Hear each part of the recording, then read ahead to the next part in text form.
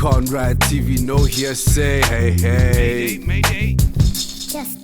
It's Conrad TV, no hearsay. Hey, hey. Mayday. It's Conrad TV, no hearsay. Hey, hey. Mayday. It's Conrad TV, no hearsay. Hey, hey. Hey, hey. Hey, hey. One thing is certain, it's gonna be crazy, yo. Conversational radio TV, just different. Hey, hey. Hey, hey! Ladies and gentlemen, how you doing? We live. It's 4 p.m. right here on Conversational Radio TV, coming to you live on the digital platforms, coming to you live on Instagram, coming to you live on Facebook, coming to you live spiritually, coming to you live, got smoke signally, every single thing good, because it is Conversational Radio TV. Make sure that you log on, baby, 4 to 6 every single Friday with me, Tato Malamu, and Muso Mahlala, ladies and gentlemen, Muso Mahlala. Yeah, so because today is that kind of Friday that, we thought we should do something different. You're probably wondering, why is there no other voice? That boy, Ole Wako Gardens, Mamelodi. Why can't we hear Muso Mahlala's voice? Because today I thought that, as an honor, I wanted to honor the young man. I said, young man, today we are going to be introducing you to our guests, because I want to interview you on this matter of entanglement. How do people entangle themselves? Right? How? Because I just heard even today, this whole story was about a young man who was going through something. And then there was a lady who said, hey, young man, come to our house because we're not living, get through high. Then the next thing, there's a whole entangling thing happening there, because this young man was going through things. Now I ask the question, what happens when two broken people come together? It's a mess. It's a mess. It's a mess. Now I want to ask you, have you ever found yourself in a situation where you are entangled? I'm telling you, it's a thing, guys. And we could blame COVID for entangling, because I realize that also COVID has brought out a lot of entangling situations, because of people locked themselves down with people that they had no intentions of pursuing the relationship longer than it was, right? Other people ended up getting into business with people that they naturally wouldn't have gone into business with, because of the situation in the country. The economy was under threat. Mpozo says here, entanglement is an excuse. Is it really an excuse? What happens if I meet you at a time when I'm at my lowest? What happens when you meet me at a time that you are at your lowest? Because you find that we must start making sense to one another, because we're not meditating enough. We're not talking, we're not engaging. I want to get your thoughts today. We thought today just to have a more lighter show. Every single weekend, we try to bring as many business people to come in, try to talk about the township economy. Because right now, prediction says that 40% of small businesses are going to shut down by October. That's a scary prediction. It is said that over 3 million people have been shed of work. 3 million since lockdown. That is just silly. That is just silly. How many people today that used to have incomes who don't have incomes? How many of them have families? How many of them have kids, have bonds, have cars? Now you are stuck in between making a decision whether to have medical aid or to have groceries so that you can eat. Mbuso Mlagisi here says that it's natural. Entanglement is a natural response to this complex COVID-19 environment. Habashwe. That's what he says. I want to hear it from you. What is happening? What is happening to our country? What is happening to our sisters and brothers? What is happening to marriages? What is happening to friendships that used to be fantastic friendships? And then entanglement arrived. Like, when entanglement comes in, does he knock? Is it like over a period of 2 weeks or 3 weeks? What happens? What happened? guys. Because I can tell you a story about how I nearly found myself in an entangling situation. And I was very young at this time. You know? A friend of mine at the time, brought this young girl who, at the time, obviously we were all young. Yeah, we were all young. I just want to put that on the record. We were all young at the time. And when I'm talking young, you were 19 years of age. And, I've always just been known as Pastor Mlamu, But I'm always so serious. And we just started talking, me and this girl, friend of my friend at the time, And because of I was giving such great advice, I think, at the time, she started maybe thinking that I am the guy for her because of I could listen to her problems. And guess what? I'm a good listener, naturally. Naturally, I'm a good listener. So over time, he's like, hey, your friend, he never listens to me. You just seem to have a more caring heart. You seem to have more of an open ear. And I'm like, yeah, that's the natural being. But it's like, I think you'd make a much better boyfriend than my boyfriend. Hey! Gele, stop it, oh. Can you stop it? Can you stop it, oh? How can you think that I can? Hey, baby girl, I know I can listen and you can listen to me, but this entangling situation is going to ruin a friendship of mine that I'll be with my brother for money. Yes. So if the question is, did I get myself entangled? I nearly did. But the Lord spoke to me, child. The Lord spoke to me and said, son, don't do it. Don't you dare. Don't you dare, Mulamu, entangle yourself. Because you've had this friendship with your boy. So take care of it. Take care of it. And that's what I did, ladies and gentlemen. But in this particular situation, the entanglement seemed to have gone a bit too far. They did it. Or did they? Or did they not? Because it's like one of our most loved couples. I mean, guys, who doesn't love Mike Lowry? Who doesn't love Jada Pinkett? Everybody loves, these amazing people that have done amazing work, who've represented black culture within the acting space, And for me now, as a young, unmarried young Thundercat, man, when you talk about goals, those were like real couple goals. I'm like, yo, Amara will. And by the way, my name Tato, means will, how we translate that.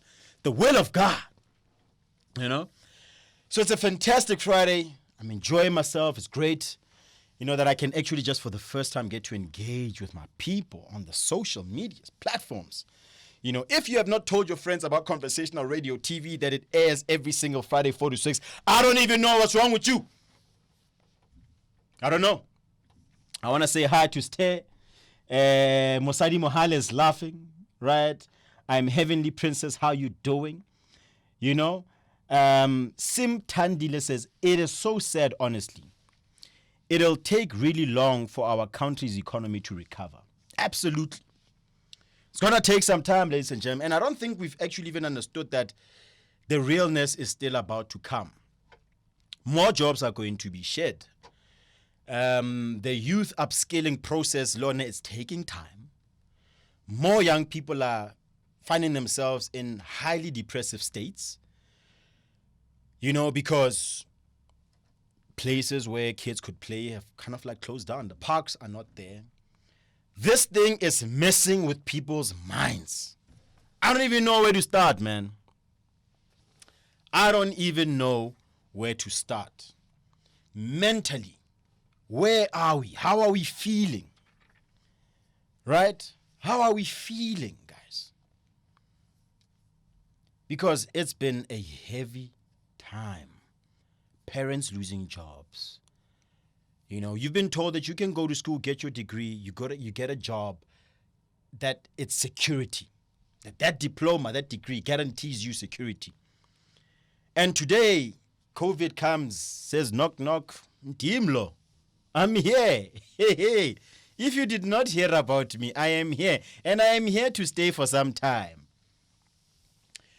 He did not even announce that he's going to take maybe 3 million jobs. No. Just ravishes this guy. He's all over the show. You know, and in the creative sector, on the 5th of August, it will be 5 months of a lot of performing artists that used to perform at stadiums, comedy shows, events, being out of work. Your most loved celebrities today are crying, saying there is no money because of the system of South Africa isn't as transformed that it actually allows the artist, the creator, to make some real money. Because the contracts that are signed are ridiculous. People have been fighting for years, especially in the creative sector, that let us regulate this specific sector so that it can sustain itself. But no! Those that are beneficiaries of the exploitation created by this very same system have kept quiet. Matters of the stomach. That's what a lot of artists and creatives are fighting for that number one spot. You know, I'll even talk about the Generation 16 saga. Others were just waiting while we were fighting for an industry issue. That the laws must change, policy must change. Let actors be recognized also as employees if you're not going to pay them well. You're saying that there are freelance contractors, charging them 25% of their tax money. At that time, someone is earning 1,500 rands a day. At the time. Some even worse. The bank does not even recognize you as someone that they could probably loan money to if you wanted to buy a house or a car. And then you hear that celebrities are careless with their money. Yes, some people are. But not every single artist is. But policy in this country exploits creatives to the core. To the core. And nobody's doing anything about it. We talk about IP. We talk about copyright. Where people are signing contracts. We're signing contracts, man, that are just scary because you're trying to live. When is it going to change, people? Because today, we are seeing the ripple effect. Where creatives are saying it's over 5 months. We have not worked. Events are closed down. If you don't know a marketing manager, nyana, you're going to be out of money very soon. This is a very sad time in this country. But yet, in chaos, there's an opportunity. So I'm saying to my fellow brothers and sisters, fellow South Africans, let us work together to change and transform the policies that continuously oppress the growth of our people.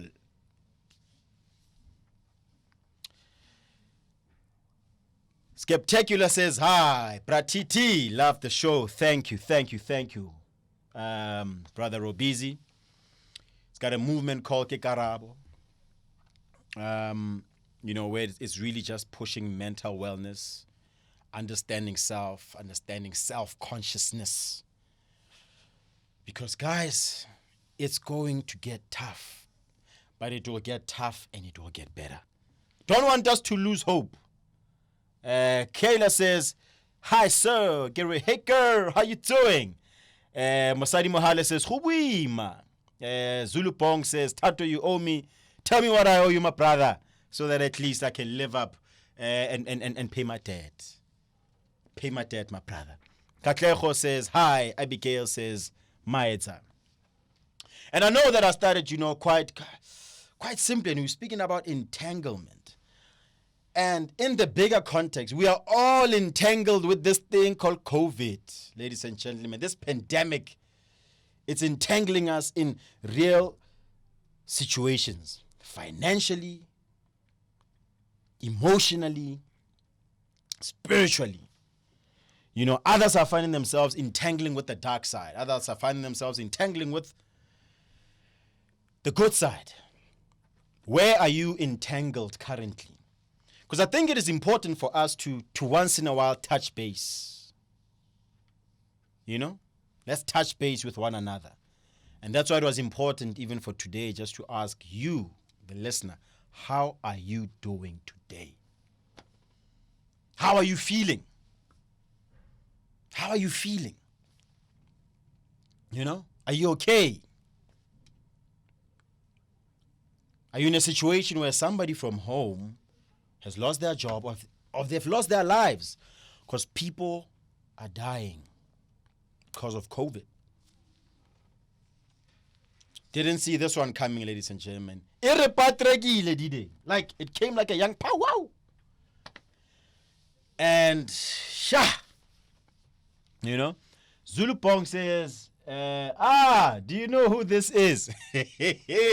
Brabongs, ladies and gentlemen, brabongs. So, in the next coming couple of minutes, because I'm very passionate about Africa, very passionate about bringing Africa as one Africa, talking as one voice, teaching each other about each other's backgrounds, because there's so much xenophobia that happens in Africa, right, that we're consistently fighting amongst one another because, you know what? We don't know who we are. We don't know each other's history. Therefore, that creates division, and therefore it creates fights. Entanglement. But before we speak about entanglement, ladies and gentlemen, I wanted to say thank you for giving me the time. And I want to say thank you to Mr. Matlala for giving me the opportunity today just to say, okay, Mlam, you can have your 20 minutes of the show. And I said, thank you, my brother, because I want to introduce him because he must explain this whole entanglement thing in legal terms. In legal terms. Now, Lani, is there a song that we could introduce our guest? My guest host today, Mr. Matlala from MSMM, attorney of note, Muso Matlala, ladies and gentlemen. Oh, yo.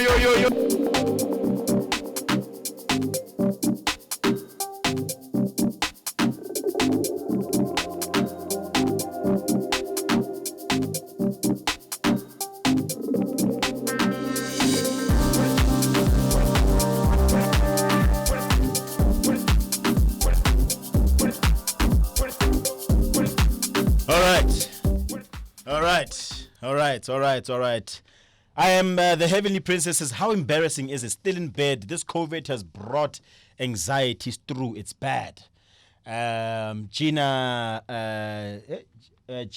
Sonso says, hello there.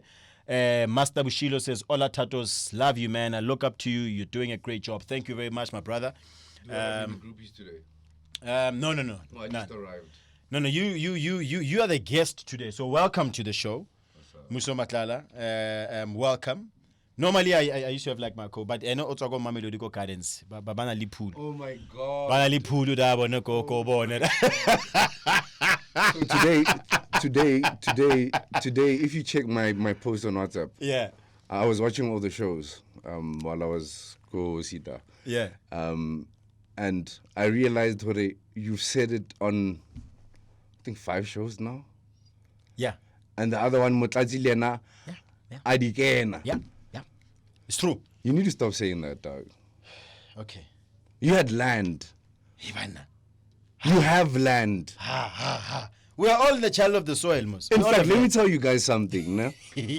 Last night, me and Tato had like a 2-hour phone call. And you know what he said? He said, I can just decide to farm if I want to. He said that. Yeah? Hey. Flexing. This nigga was flexing on me, Joe. His boy. His lawyer. Muso. Live on air. But you did that. You flexed on me, Joe. Imagine, Joe. So now I'm going to lose his cases on purpose. I'm going to sanitize this situation. I'm going to draft his agreements recklessly.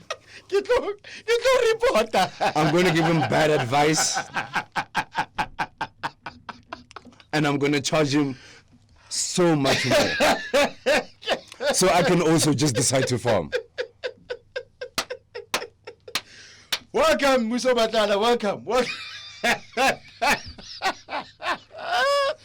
Boss.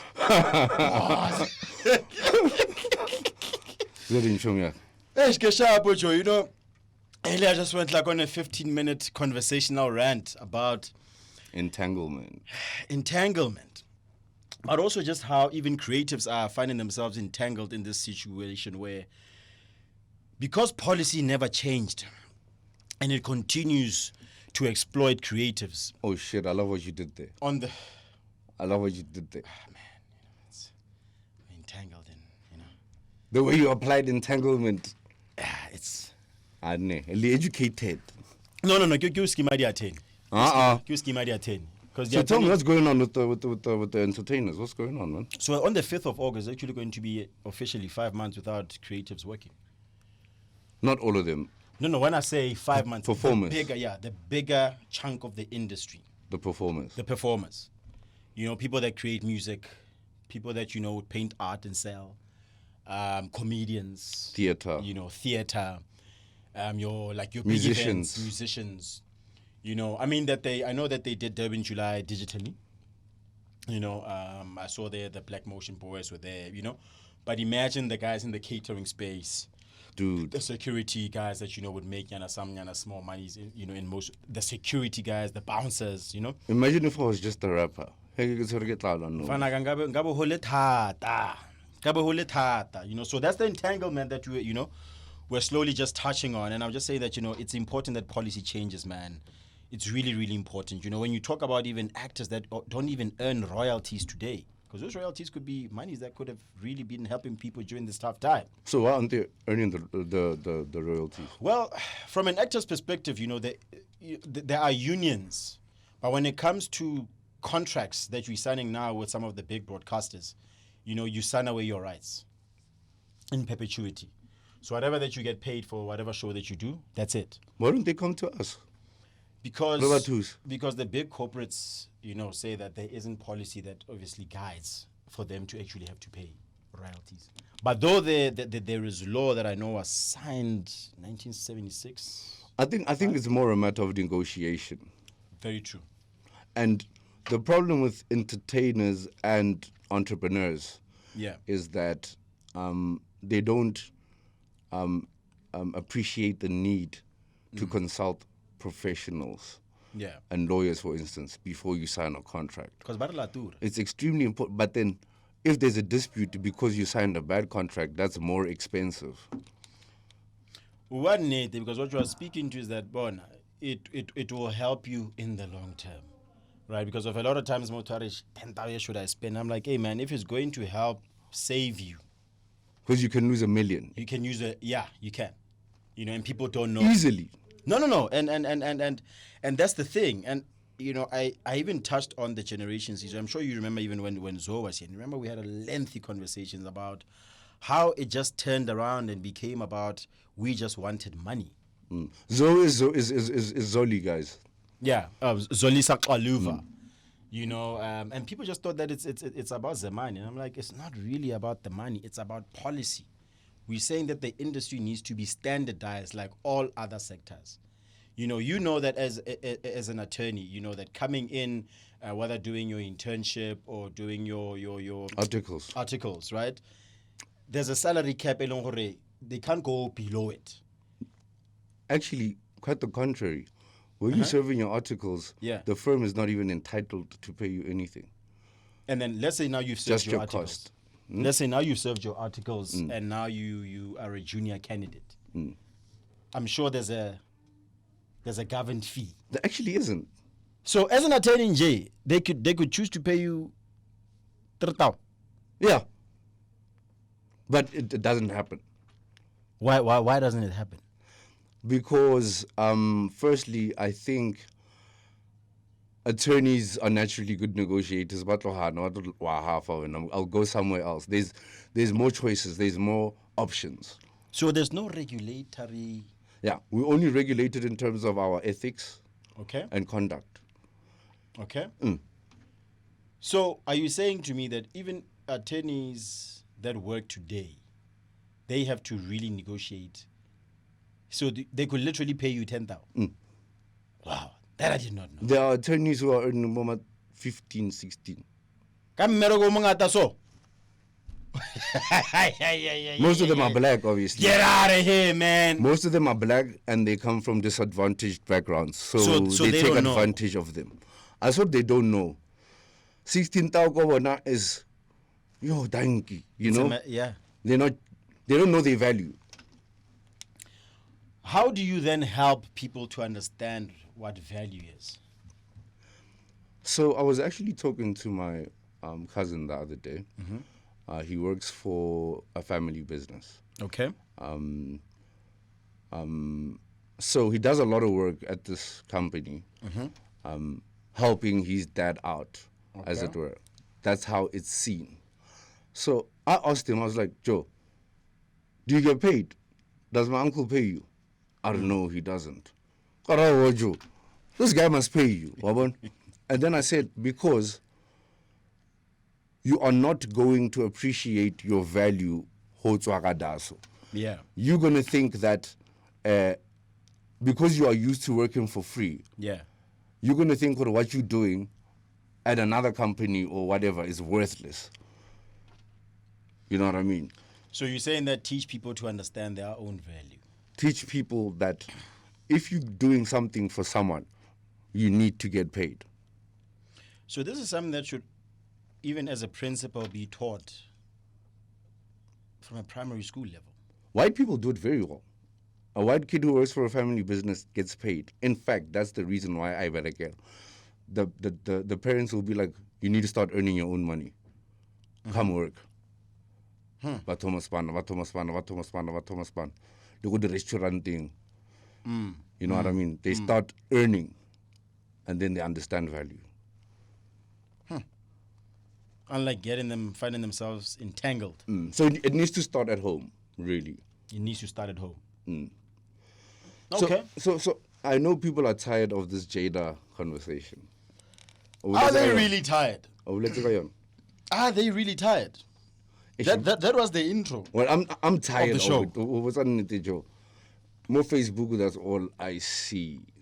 That's all I see. But I read something very interesting by Eusebius on that topic. Yeah. You know how many people are saying Jada is a predator? Because she took advantage of a young man who was going through the most. Yes. Okay. And that's the common narrative, the moral narrative that a lot of people are propagating. Eusebius said that just because you are ill, it doesn't make you immune to sexual attraction. But isn't that the natural order of vele? It can't. Exactly. It can't. But it's been said that harabat, we can't feel. What do you mean we can't feel? No, how about you are not allowed to have sexual feelings towards somebody, right? Because of the value or how this relationship itself is structured. You can't control it. You can't. Who you are sexually attracted to comes naturally. And that's why now I hired Ikobo. Oh shit, I hope none of them are listening. Fuck. Shit. No, bona me brana. Kya utlwa. You know, ntwe bolelang gore itse gore geng. taste sarna di tshwane as batho. Right? Taste sarna di tshwane as batho. And I think it is important that we understand that you know, if even DNA, they say that, you know, it's 1 to a billion chance that DNA is sarna. That just says how different we are. That even DNA, we are fucking different, right? But here's the situation. Jada finds herself in a... And I asked the question even earlier to Zin. I'm like, but when two broken people come together, it's going to be a mess. A beautiful mess. I mean, you know, it could be like a Alcinayana kind of like... It's a beautiful mess. You know? And whether it's sustainable or not, that's another story. It's clearly not. Hey, man.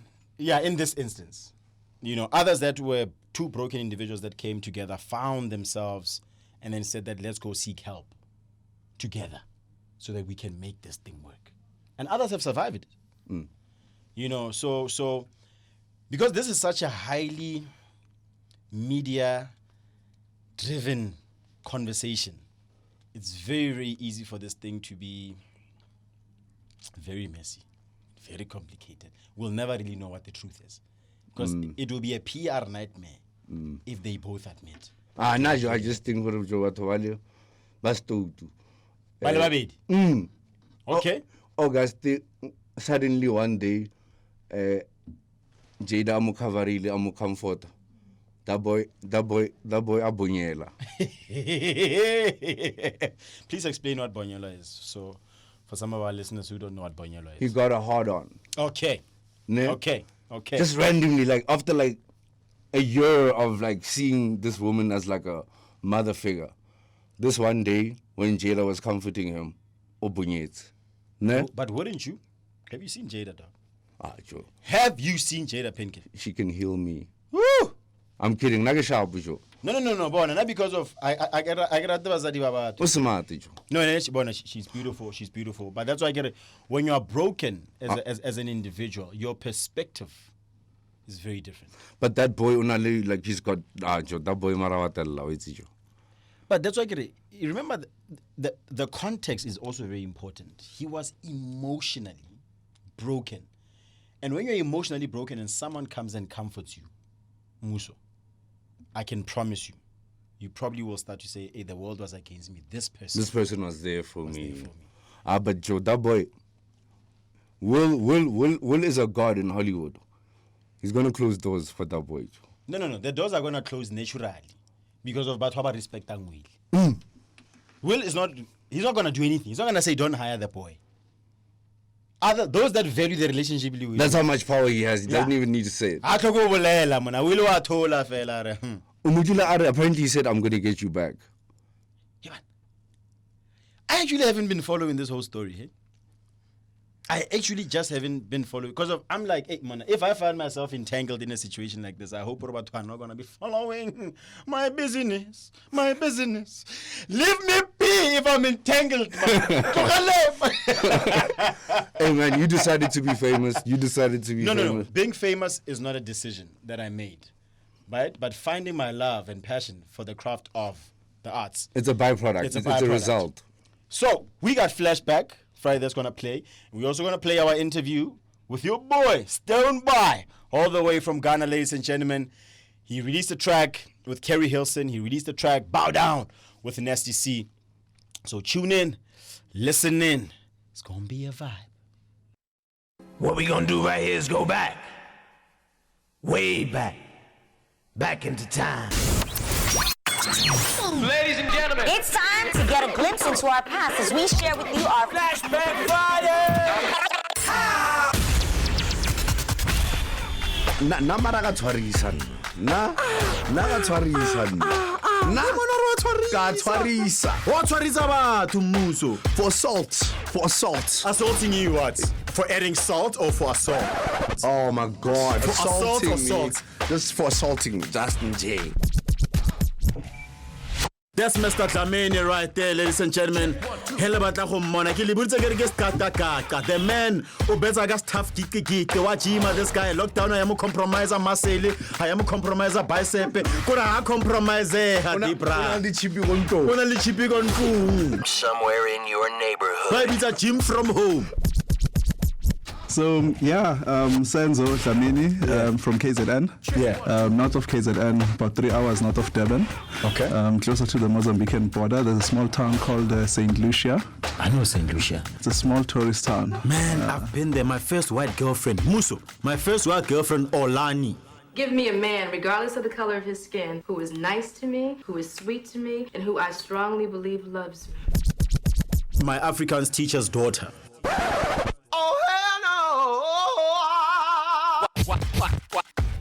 All right. So the first song. This guy's supposed to sing a song by Marvin Gaye. The song by Marvin Gaye. Healing, right. Baby.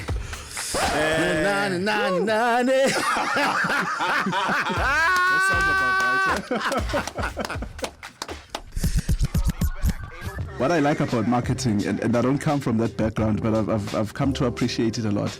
Having been in sales, for over 10 years now, marketing positions you. Yeah. It positions the brand, and it actually opens the door before the sales guy goes in there. You mentioned something about MoneyGram. They do mining remittances, or was it something else? Money remittances. Money remittances. Cash, Money remittances. Can you please help me? These terms, man. These terms are. Yeah, man. This is jargon. Please ask. I don't want to ask this. Yeah, because now that's jargon. You know what I mean? And my feeling has always been that Africans need to build African solutions. Yeah. There's no two ways about it. It's a conversation that we've probably shied away from for the longest time. We will need to get to a point where a generation will have to stand up and look into it, because the West is not going to come build solutions for us. Broadcasting live. Mayday, mayday. Clap your hands.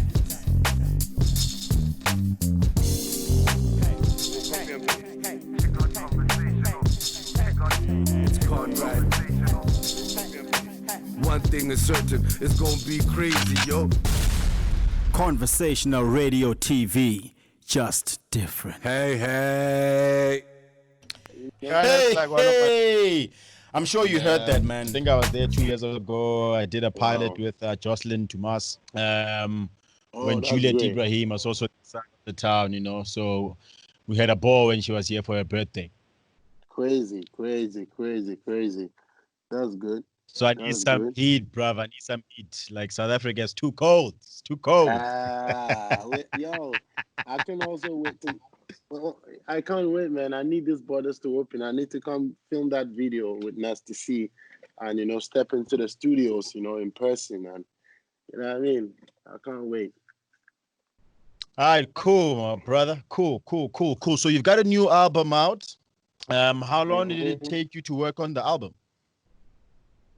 I don't stop working anyway. So I think from my last album, 2017, and this album, it took within a span of 3 years, because from that time, and even some of the songs I've even recorded and was not able to make it on the previous album before now.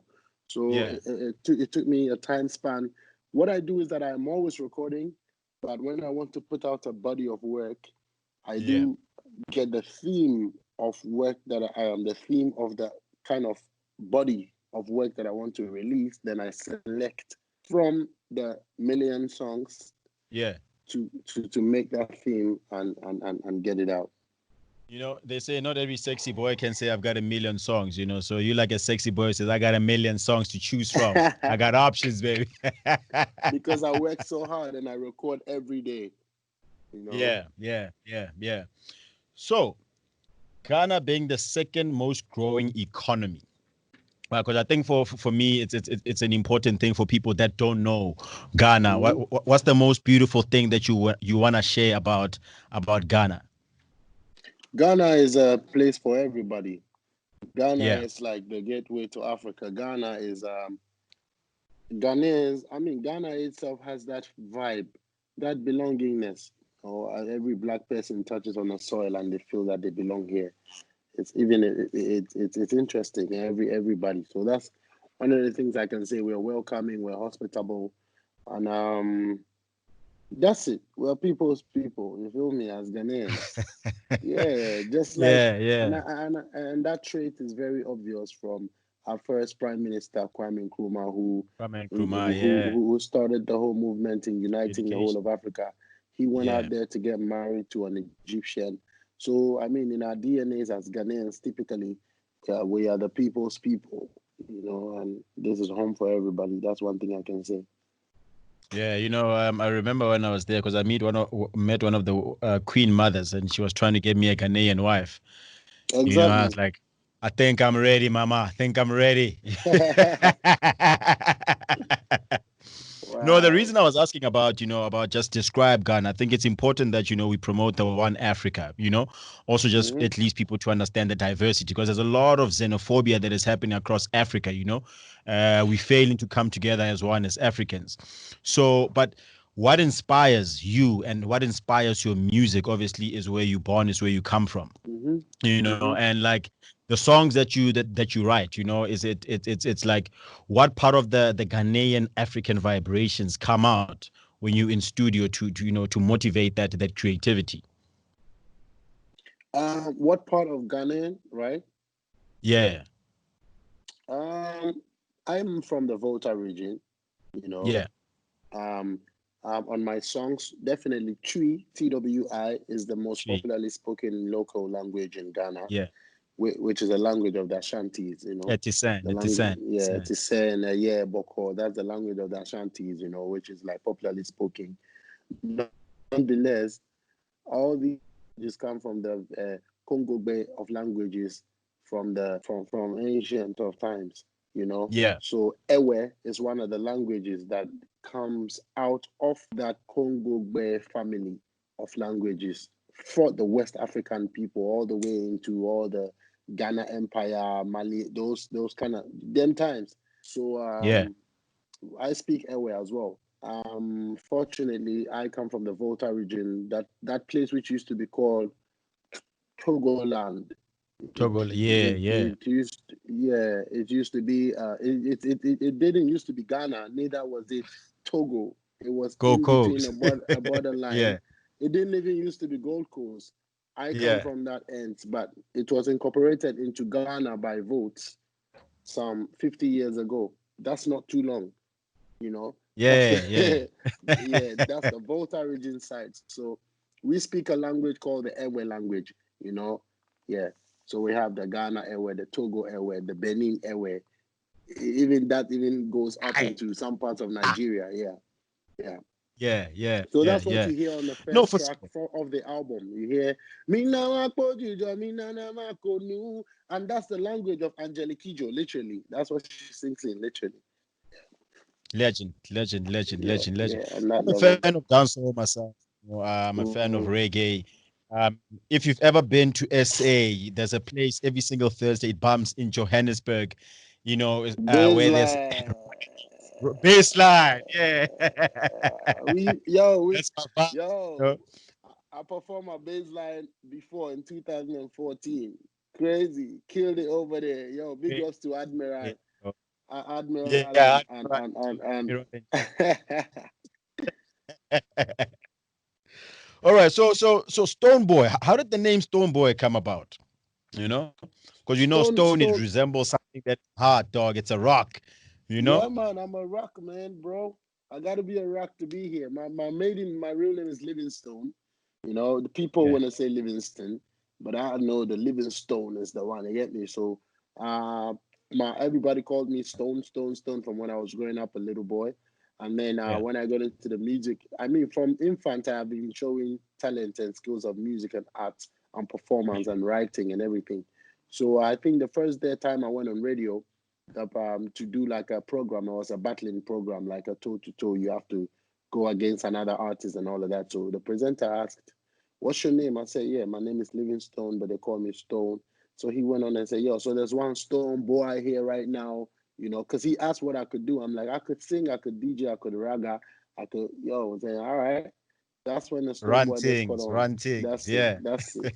That's it. Yeah, man. So the All right. boy So, coming out from a yeah. rude boy kind of style. So Stone Ah, Boy, rude boy, you know what I mean? Yeah. So it's not boy. You feel me? yeah. Boy. Why? So you Why? get the Jamaican feeling to the thing, you get me? But it means the same anyway. Yeah. Yeah. All right. So nominate. You know, how did that come about? What inspired it? You know, where were you? You know, were you at home? Were you walking down the street? Did you see something happen? What inspired nominate?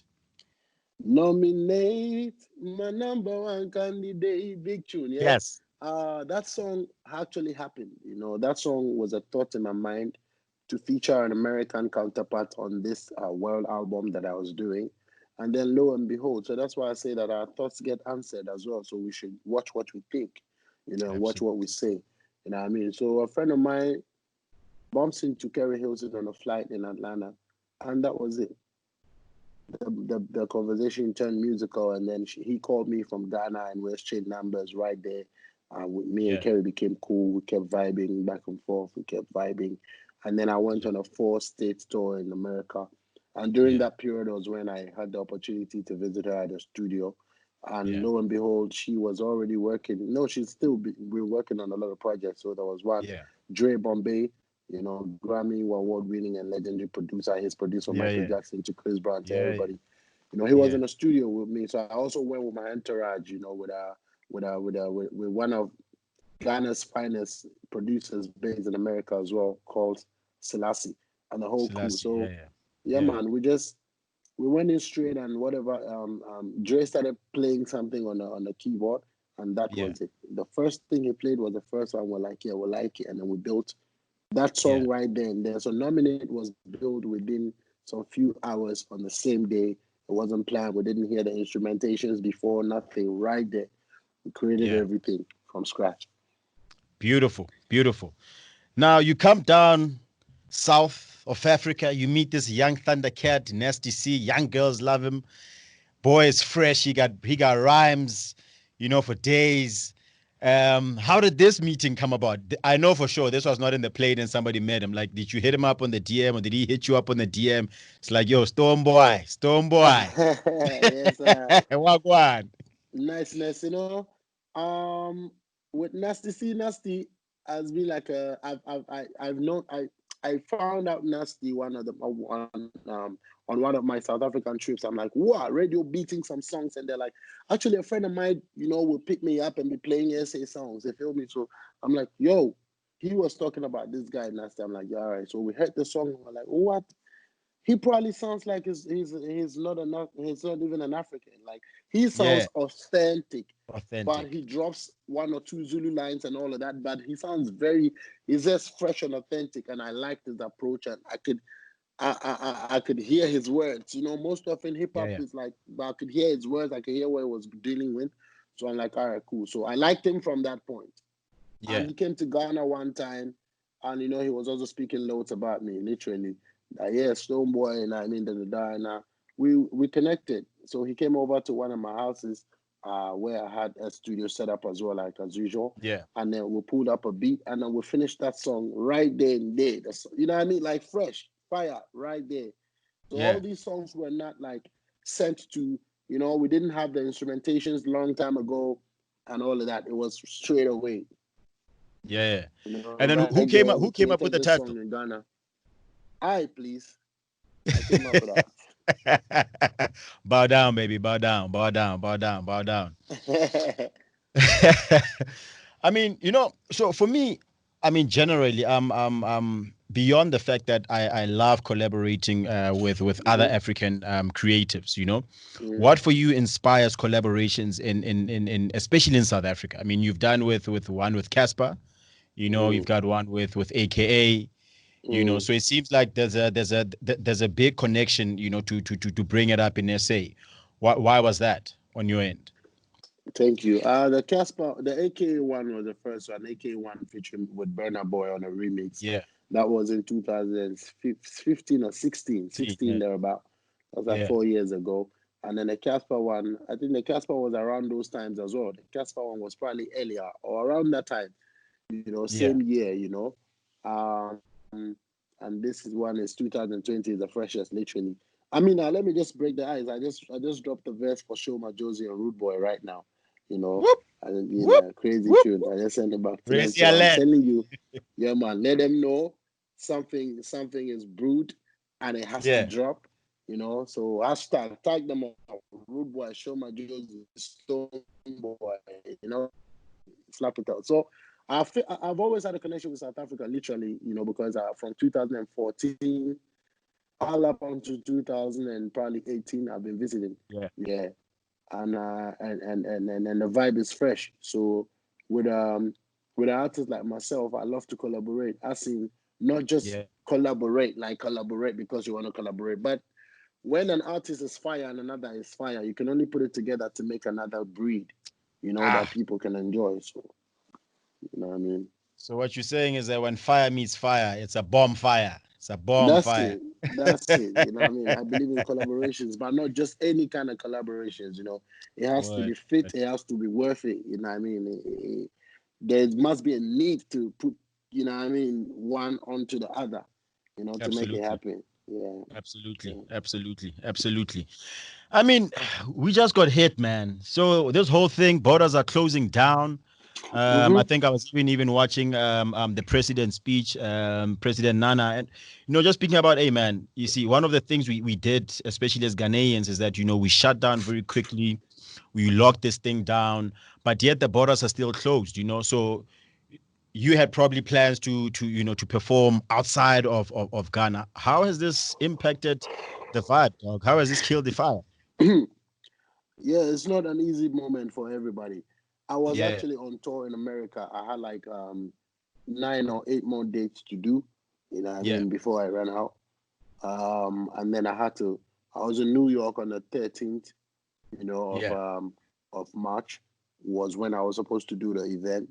And that was the same day the New York people closed everything and like no shows, nothing. I was like, geez. So I had to just go touch a thing in Atlanta. The show in Atlanta was the next day, and ATL hasn't closed yet. So ATL was like, "Yo, before we close, why don't you just pass through for us, though?" So I went in there. It was like a meet and greet with some of the core fans. It was beautiful because the stigma had gone so deep that people were afraid to come out already because they knew that when they come out they're going to get the stuff, they're going to cut the disease. That was the fresh stages of it. So all I want to say is that I would still be on tour by now because I had the American tour plan for March. That was going on for March and April, and then May and June would have been on UK as well, and Europe as well, and July would have been the whole summer, man. And almost every summer I'm touring, so I would have been on tour by now. So when I called, when that was called off, and I'm back home now, focused. I mean, I used the opportunity, and I'm thankful to God because my album plan was right there, and so we focused all the attention on the album to push it, and it's one of the biggest albums from the continent right now within these times. Copying 20 million on Audio Mac within 2 months, and increasing only on Audio Mac and all of that, and a lot of big features, making waves, hitting the floor, and I can't wait for restrictions to be lifted. And then, we touch base physically with the fans globally. Yeah. All right. So when the borders open up globally, what would be your first place that you want to touch base? I'm assuming it's SA. Because for me, it's Ghana, dog. For me, it's Ghana. All right, so wait when I come to SA and we finish up, then me and you can fly back to Ghana then. No, for sure, man, for sure. And I'm hoping that even when you come down here, you can definitely come through the studio. Where do people find the album?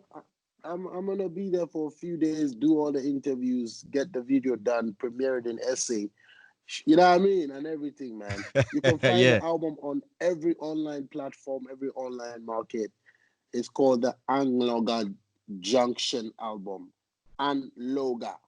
Anloga. Anloga. Yeah, man. Anloga Junction album is everywhere. You can also grab me on Stoneboy. STONEBWOY. Stoneboy. Yeah, STONEBWOY with a B for all social media platforms, on Twitter, on Instagram, on Snapchat, on Trailer. Yeah. You can find me out there. And on YouTube, the Stoneboy. Subscribe and let's get going. I love you guys so much. Big respect. Right. We only probably have like 58 million people here in South Africa. You hit like 20 million. 20 million, dog. That's a big number. But for me, I rap Africa. I'm about Africa. I'm about these collaborations. Keep killing it, my brother. Any moment that you need to plug on, we definitely here. You know what I mean? And I'm gonna tell Jai and Admiral that I was with the young boy, Stone Boy. Killer man. Let them know. Big respect. So when we step up another place, I will pull up another Rover. Then know say it's over, man. A real Batman call with the Casanova. That's why we no sober. We never fire down. Woo, stepping it harder. Hey, wait, then. Yo, Martin, don't know no wicked. Yeah. We are Stone Boy. Thank you very much, and for tuning into Conversational Radio TV, my brother. It's all the digital platform that makes Africa come as one Africa. Peace out, my brother. Big up. Let's you when you're down here. It's Conrad TV, no hearsay. Hey, hey, hey, hey, hey,